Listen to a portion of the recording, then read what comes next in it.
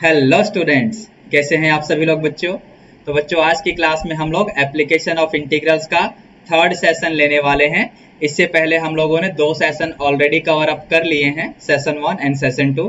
हमने basic introduction दे दिया है आपको इस टॉपिक का और हमने कुछ एग्जांपल्स भी लिए हैं। तो चलते हैं आज की क्लास में आगे बढ़ते हैं। Meanwhile, as you can see on the screen, you can always join our Telegram channel for all math related updates and clear your doubts of class 11th, 12th and competitive exam. इस Telegram channel का link आपको इस video के description box में भी मिल जाएगा बच्चों। तो चलते हैं अब अपनी क्लास शुरू कर लेते हैं बच्चों। तो जैसे कि आप स्क्रीन पे यहाँ देख रहे हैं क्वेश्चन नंबर 9, यानी हमने ऑलरेडी 8 क्वेश्चन कर लिए हैं। तो ये एक सिंपल सा क्वेश्चन है आपके पास, लेकिन हर क्वेश्चन में कुछ ना कुछ नया आपको सीखने को मिलेगा बच्चों। तो क्या है क्वेश्चन, देखिए, find the area of the region enclosed by this. मतलब ये जो आपको यहाँ पर इनइक्वालिटीज गिवन है, इनसे जो भी एरिया बनेगा हमें वो एरिया फाइंड करना है। तो चलिए जरा अपना काम शुरू करते हैं बच्चों। देखिए सबसे पहला काम क्या करना है आपको, ये जो इनइक्वालिटीज है ना, इनके करस्पॉन्डिंग आप ना इक्वेशन लिख लो बच्चों। यानी यहाँ पर मैं कंसीडर करूंगा, let me write, consider x square plus y square equals to 1। ठीक है, इसे फर्स्ट इक्वेशन बोल दो आप। एंड सिमिलरली आप x plus y equals to 1, इसे सेकेंड इक्वेशन बोल दो। यहाँ देखना आप, यहाँ से फर्स्ट इक्वेशन बना और यहाँ से आपका सेकेंड इक्वेशन बना। बात समझ आ रही है? ठीक है, तो अब यहाँ से हम लोग चलेंगे, इन दोनों इक्वेशंस को जरा सॉल्व कर लेते हैं और फिर देखते हैं क्या होने वाला है। तो सबसे पहला काम ये भी कर लो आप लोग यहाँ पर कि इस सर्कल का, यानी जो फर्स्ट इक्वेशन है बेसिकली वो सर्कल है, तो उसका सेंटर ओरिजिन पे है and its radius is of 1 unit. ठीक है बच्चों, अब इसके बाद हम लोग इन दोनों कर्व्स को सिंप्लीफाई करने वाले हैं, यानी solving equation first and second so that we can find their point of intersection. तो जैसे हम इन दोनों को सॉल्व करेंगे बच्चों, तो यहाँ से यानी सेकंड इक्वेशन से y की वैल्यू को निकाल के आप फर्स्ट इक्वेशन में डाल दो। That means you will be getting x square plus 1 minus x का होल स्क्वायर इक्वल्स टू 1। तो जरा इसको सिंप्लीफाई करते हैं, यहाँ पर सिंप्लीफाई करेंगे, it will be 2x square minus 2x is equal to 0।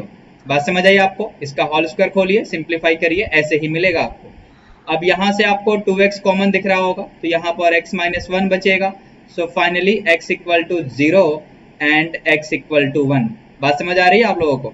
ठीक है, अब आगे बढ़ते हैं जरा इसी डिस्कशन में। यानी पॉइंट ऑफ इंटरसेक्शन अगर हमें निकालना है तो उसके लिए मुझे x की ये वैल्यू जो मैंने फाइंड की है, इसे इक्वेशन फर्स्ट या सेकंड में डालना पड़ेगा। तो मैं सेकंड वाले में डाल देता हूँ, थोड़ा सा आसान है वो। ठीक है बच्चों, तो चलते हैं जरा।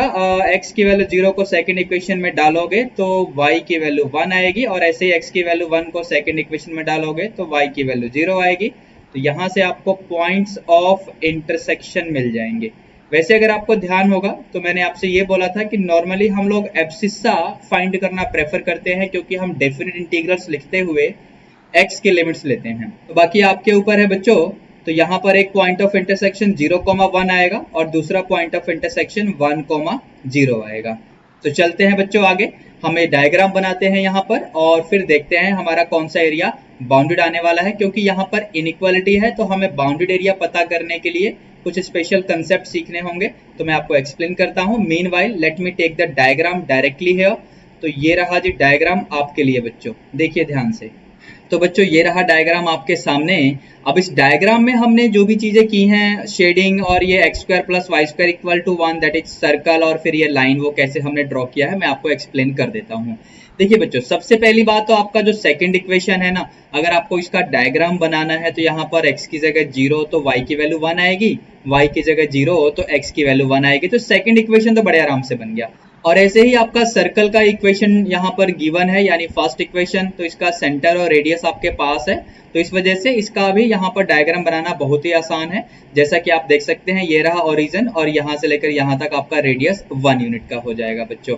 ठीक है, तो अब इन बातों को ध्यान में रखते हुए अगर हम अब ये देखें कि ये वाला जो रीजन मैंने शेड करके यहाँ दिया हुआ है, ये मैंने शेडिंग कैसे की है। तो जैसे कि मैं आपसे कह रहा था कि यहाँ पर इनइक्वालिटीज गिवन है, तो इनइक्वालिटीज गिवन है तो आपको ध्यान रखना है कि मैं क्या सिखाने वाला हूँ आपको यहाँ पर, तो बच्चों अब यहाँ पर मेन कंसर्न ये है कि हमने ये जो रीजन शेड किया हुआ है, ये वाला रीजन हमने कैसे पता किया कि यही हमारा वो रीजन है जिसका एरिया फाइंड करना है। तो जैसे कि मैं आपसे कह रहा था कि यहाँ पर इनइक्वालिटीज गिवन है, तो इनइक्वालिटीज अगर गिवन है तो जैसे आपका एक इनइक्वालिटी है सर्कल यानी x square plus y square less than equals to 1, ठीक है। तो अब इस इनइक्वालिटी के लिए मुझे ये पता करना है कि यहाँ पर हम शेडिंग किस तरीके से करें, और इसी तरीके से आपका सेकंड इनइक्वालिटी है यानी x plus y greater than और इक्वल टू 1। बात समझ आ रही है? तो ध्यान से सुनना कंसेप्ट को। तो बच्चों अब यहाँ से हमें ये पता करना है कि ये जो मैंने क्लोज रीजन यहाँ पर शेड किया हुआ है ऑलरेडी, तो ये मुझे कैसे पता चला, ये हम कैसे पता करेंगे। तो ध्यान से सुनना, ये जो इनइक्वालिटीज गिवन है ना, तो इनइक्वालिटी के केस में बेसिकली हम लोग शेडिंग करने से पहले हर कंडीशन को वेरीफाई करते हैं। तो जैसे कि अगर मैं सबसे पहले स्टार्ट करूं आपके स्ट्रेट लाइन से, तो जो स्ट्रेट लाइन है यानी x plus y equal to 1 जिसका करस्पॉन्डिंग इनइक्वेशन है x plus y greater than equal to 1, तो मुझे इस इनइक्वालिटी का शेडिंग पता करना है। तो ध्यान से सुनना मैं क्या बोलने वाला हूं। आप इस पूरे कार्टेशियन सिस्टम में ना कोई सा भी एक पॉइंट ले लो, कोई सा भी एक पॉइंट ले लो। सपोज आपने लिया 1/2, 1 या आपने लिया -1, 0, whatever you want to take, कोई सा भी पॉइंट ले लो। बस एक बात ध्यान रखना, जो भी आप पॉइंट लेना चाहते हो किसी इनइक्वालिटी की शेडिंग पता करने के लिए, तो वो पॉइंट उस इनइक्वालिटी के इक्वेशन को सेटिस्फाई ना करे। मतलब जैसे कि मैंने ये दो पॉइंट्स आपको दिखाए हुए हैं -1, 0 एंड 1/2, 1। इन दोनों को अगर आप x plus y equal to 1 यानी सेकंड इक्वेशन में डालोगे, जो कि x plus y greater than equal to 1 वाले इन इक्वेशन का करस्पॉन्डिंग इक्वेशन है, तो अगर इन दोनों पॉइंट्स को आप डालेंगे यानी -1, 0 एंड 1/2, 1, दोनों में से किसी भी एक को डाल लो यार। मैंने दो पॉइंट लिया, कोई सा भी एक पॉइंट ले सकते हो, ऐसे और भी पॉइंट्स आप ले सकते हैं। तो इन दोनों पॉइंट्स को अगर आप चेक करेंगे ना सेकंड वाले इक्वेशन में, तो ये सेटिस्फाई नहीं हो रहा है बच्चों। तो इन दोनों में से कोई सा भी एक पॉइंट आप x plus y greater than equal to 1 वाले इन इक्वेशन के लिए कंसिडर कर सकते हैं और आगे बढ़ सकते हैं। बात समझ आ रही है? लेकिन एट द सेम टाइम मान लो अगर इस पॉइंट को मैंने ऐसे कर दिया 1/2, 1/2, अब ये पॉइंट आप देख सकते हो कि सेकंड वाले इक्वेशन को सेटिस्फाई करेगा। तो 1/2, 1/2 का यूज करके हम इनइक्वालिटी की शेडिंग का पता नहीं कर पाएंगे। बात समझ आ रही है सभी को? ठीक है। So keeping all this discussion in mind, आप बताओ क्या पॉइंट लोगे। कोई सा भी पॉइंट आप सोच लो, बस कंडीशन ध्यान रखना जो मैंने आपको बताया। तो बहुत सिंपल कैलकुलेशन अगर आपको बनाना है तो 0,0 पॉइंट ले लो और इस पॉइंट को इस इनइक्वालिटी में डाल के एक बार चेक करो। तो जैसे ही आप चेक करेंगे आपको दिखेगा कि ये देगा आपको 0 greater than equal to 1। So that means it is a false condition, क्योंकि 0 कभी भी 1 से बड़ा नहीं होता। लेकिन यहां पर आ गया तो ये false condition है। अब कंसेप्ट पे गौर करना। एक कंसेप्ट क्या बताया मैंने, आप कोई भी पॉइंट ले सकते हो किसी इनइक्वालिटी की शेडिंग पता करने के लिए। बस ध्यान ये रखो कि वो जो पॉइंट है उस इनइक्वालिटी के इक्वलिटी को यानी उस इनइक्वालिटी के इक्वेशन को सेटिस्फाई नहीं करना चाहिए। तो मैंने 0,0 लिया आपका x plus y greater than equal to 1 वाले इनइक्वालिटी के लिए। अब यहां से कंडीशन फॉल्स आएगा या ट्रू आएगा, ठीक है। फिलहाल तो फॉल्स आया है। तो अब ये 0,0 पॉइंट जो आपने लिया है उसको अपने कार्टेशियन सिस्टम में कार्टेशियन प्लेन में देखो तो यहां पर दिखेगा, आपको ओरिजिन पे दिखेगा। बात समझ आ रही है बच्चों? अब सुनना ध्यान से, अगर कंडीशन ट्रू आएगा तो हमेशा शेडिंग पॉइंट की तरफ करो जो पॉइंट आपने लिया है। लेकिन यहां पर कंडीशन ट्रू नहीं है, यहां पर कंडीशन फॉल्स है, तो फिर उस पॉइंट के अपोजिट में शेडिंग करो जो पॉइंट आपने लिया है। समझे आप? 0,0 पॉइंट आपने लिया, कंडीशन आ गया फॉल्स, तो फिर उस पॉइंट के अपोजिट में शेडिंग करेंगे। तो मैंने ये हल्का सा मार्किंग करके रख लिया ताकि मुझे ध्यान रहे कि मुझे शेडिंग किस तरफ करना है। बात समझ आ रही है? यानी मुझे उस पॉइंट के अपोजिट डायरेक्शन में शेडिंग करना है जो पॉइंट मैंने लिया था अभी जिससे कंडीशन फॉल्स आया।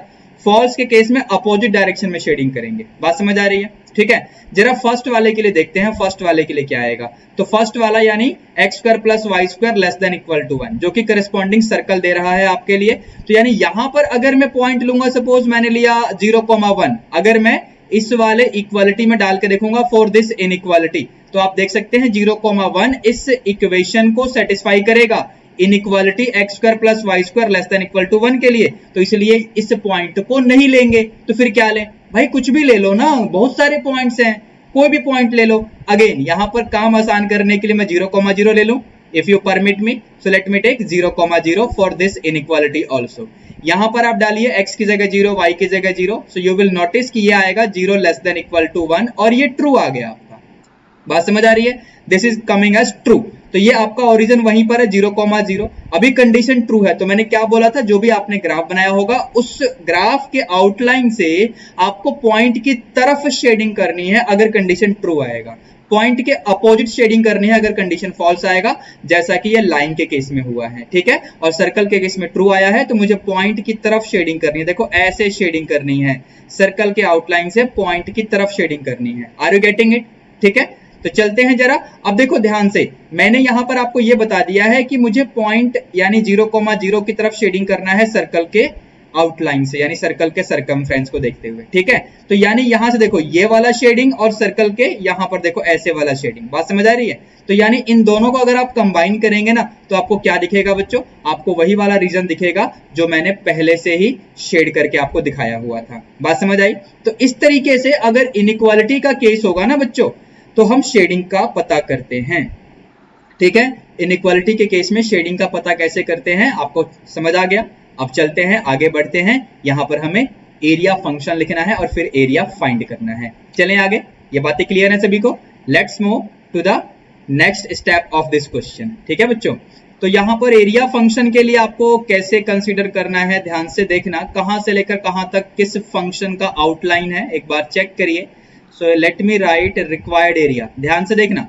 देखो 0 से लेकर 1 तक सर्कल का एरिया, ध्यान से देखिए 0 से लेकर 1 तक y फ्रॉम सर्कल लेंगे हम लोग, ठीक है। प्लस करोगे कि माइनस करोगे, 0 से 1 के बीच में ही देखो ये नीचे आपका लाइन का एरिया आएगा, बात समझ आ रही है। यानी मुझे लाइन का एरिया माइनस करना पड़ेगा बिटवीन द सेम लिमिट, ठीक है। तो 0 से 1 के बीच में y from the line, okay. अब लाइन में से y की वैल्यू निकालेंगे और सर्कल में से भी हम y की वैल्यू निकालेंगे। So it is coming as 0 से 1 में under root of 1 minus x square, ठीक है बच्चों। एंड दिस इज योर 0 से 1 के बीच में 1 माइनस एक्स। तो बस बच्चों अब यहां तक बातें आपको समझ में आ गई हैं। अब हमें इसका इंटीग्रेशन करना है, अब आगे बढ़ते हैं, ठीक है बच्चों, क्लियर है ना। चलो इसका इंटीग्रेशन कर लेते हैं जरा। तो ये रहा आपका x/2 under root of 1 minus x square, और ये आपका plus 1/2 sine inverse x upon a, ठीक है। और ये अपने लिमिट को लगा दो यहाँ पर 0 से 1, इसमें आप करोगे तो प्लस का 1/2। बताओ मैंने प्लस का 1/2 कैसे लिखा, समझ आया कि नहीं आया आप लोगों को? 1 माइनस एक्स का मैंने जब इंटीग्रेशन किया तो 1 माइनस एक्स का होल स्क्वायर अपॉन 2 अपॉन -1, समझे, ठीक है। अभी यहाँ पर लिमिट्स लगानी है आप लोगों को। तो जैसे ही अपर लिमिट लगाएंगे तो भैया ये तो 0 होगा, और ये 1/2 sine inverse 1 that is π/2 upper limit हो गया, माइनस लोअर लिमिट से 0 आ रहा है, चेक करके देखो बच्चा लोग।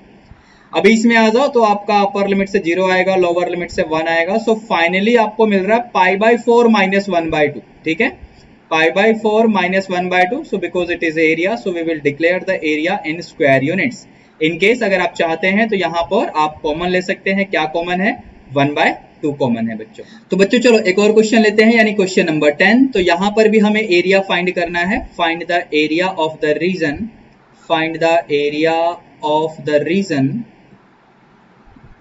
which is given by x comma y such that x square is less than or equals to y which is less than modulus of x। यानी यहाँ पर मॉडुलस फंक्शन भी आ गया और पैराबोलिक फंक्शन भी आ गया, ठीक है।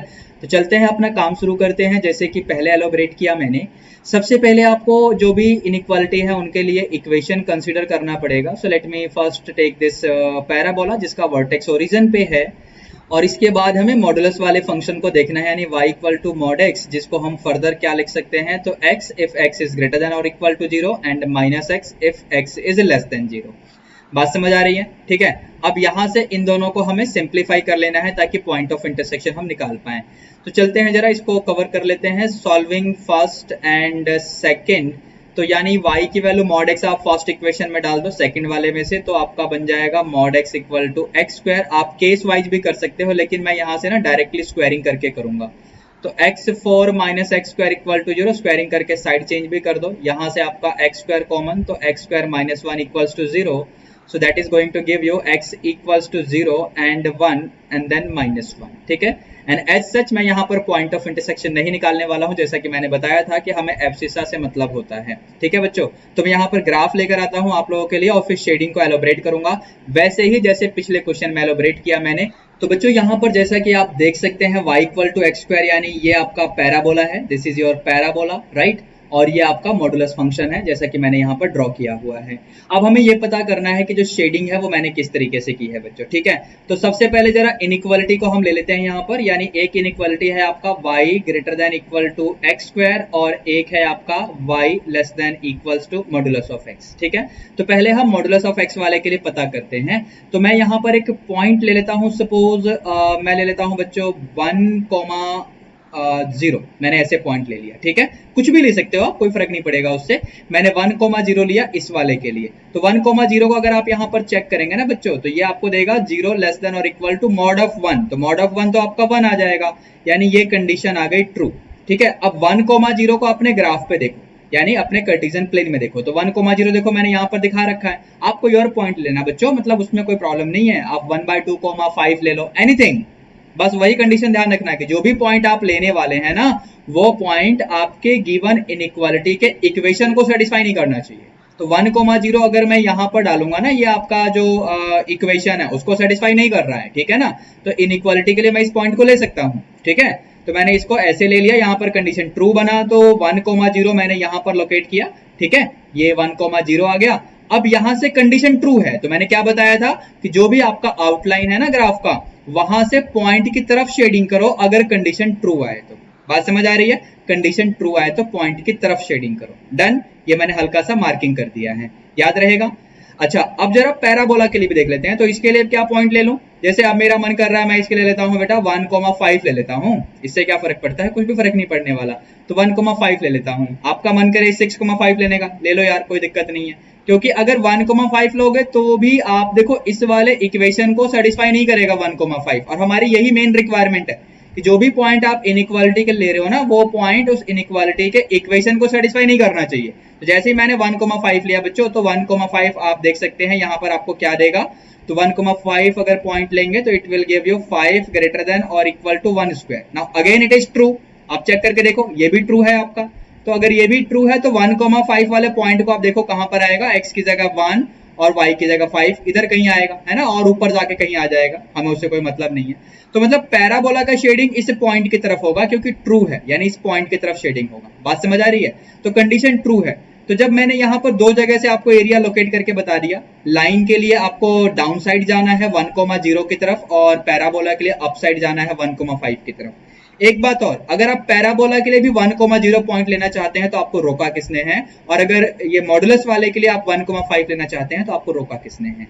आप सेम पॉइंट भी ले सकते हैं, बस वही कंडीशन का ध्यान रखना जो मैंने बताया कि जो भी पॉइंट आप किसी इनइक्वालिटी की शेडिंग पता करने के लिए लेते हैं, वो पॉइंट उस इनइक्वालिटी के इक्वेशन को सेटिस्फाई ना करे बस, ठीक है। तो यानी यहां से जब मैंने देखा कि पैराबोला का जो शेडिंग आ रहा है वो आपको इस तरीके से लेके जाएगा और लाइन का शेडिंग इस तरीके से लेके आएगा, पैराबोला का शेडिंग ऐसे और लाइन का शेडिंग ऐसे, तो बस ये वाला जो रीजन आपको दिख रहा है बीच में, यही वाला क्लोज रीजन आएगा बच्चों। बात समझ आ रही है? जब ये क्लोज रीजन आएगा तो बस हमें यही वाला एरिया फाइंड करना है। अब चलते हैं आगे बढ़ते हैं, एरिया फंक्शन लिखते हैं। तो ध्यान से देखना कैसे होने वाला है, मैं एक्सप्लेन करता हूं फिर मैं लिखूंगा, ठीक है बच्चों। देखिए यहां से -1 से लेकर 1 तक, ठीक है, -1 से लेकर, देखो ये पूरा एरिया आपका ना सेकंड वाले इक्वेशन से आ रहा है, यानी मॉडुलस फंक्शन से आ रहा है। इसमें से अगर ये पैराबोला वाला एरिया इसी लिमिट में चेक बन गया, तो ये वाला एरिया अगर आप हटा देंगे तो आपको वो एरिया मिलेगा जो हमने ओरिजिनली शेड किया हुआ है, देखो ऊपर वाला area.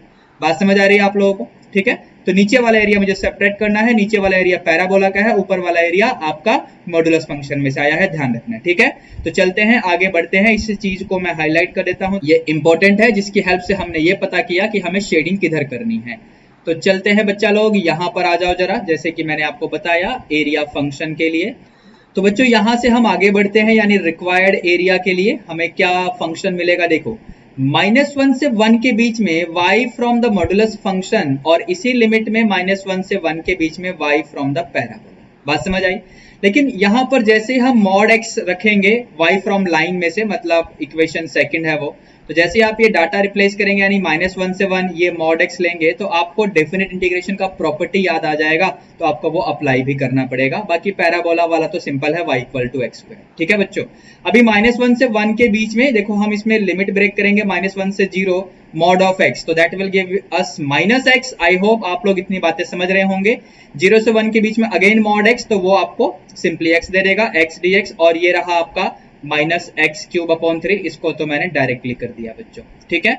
Is that clear? Integration हो गया, अभी लिमिट डालना है मुझे। और ये जो मैंने मॉड एक्स का काम किया है ना, मॉड एक्स वाले इंटीग्रल का, वो कैसे किया, इसके लिए I want to advise you to first of all go and watch all the lectures of definite integrals. बात समझ आ रही है, वरना आपको प्रॉब्लम आएगी मेरे बच्चों। और डेफिनेट इंटीग्रल्स के लिए आपको इनडेफिनेट इंटीग्रल के भी लेक्चर देखने चाहिए। This is just an advice and you should ओबे whatever I am telling you. आपको मेरी बात माननी चाहिए, ठीक है। चलिए अभी इसको इंटीग्रेट कर लेते हैं जरा। तो ये बनेगा आपका माइनस एक्स स्क्वायर बाय 2, और ये हमें लिमिट भी देना है यहाँ पर, और यहाँ पर एक्स स्क्वायर बाय 2, और इसमें भी लिमिट देना है हमें यहाँ पर। ये आपका अपर लिमिट लोअर लिमिट तो हम डायरेक्टली कर सकते हैं, तो एक बात चेक करना, ये मैंने ऐसे किया, upper limit 1/3 minus of lower limit करोगे ना, तो फिर -1 क्यूब यानी -1 आएगा, तो प्लस का 1/3 हो गया। बात समझ आ रही है? अभी यहाँ पर भी ऐसे ही काम कर दो, तो अपर लिमिट आपका 0 माइनस लोअर लिमिट करोगे तो ये ऐसे आ जाएगा बच्चों। इसमें अपर लिमिट करोगे तो 1/2, लोअर लिमिट करोगे तो इस तरीके से आएगा, और ये फाइनली आपका -2/3। Is that clear? मेरी बात समझ आ रही है? आप ध्यान से देखिए, ये माइनस ऑफ माइनस हाफ है, यानी प्लस का हाफ हो जाएगा, प्लस का हाफ पहले से है, तो 1 - 2/3। जरा सिंप्लीफाई करो, तो सिंप्लीफाई करोगे तो यू विल गेट 1/3, और एरिया है तो स्क्वायर यूनिट्स लगाना मत भूलना बच्चों। बात क्लियर है सभी को? ओके, तो बस आज की क्लास में इतना ही। अब मिलते हैं अगली क्लास में कुछ नए क्वेश्चंस के साथ। तब तक के लिए be good, take care, don't forget to subscribe to this channel of yours, keep supporting, keep watching, be good, take care, all the best. चलो बच्चों, मिलते हैं।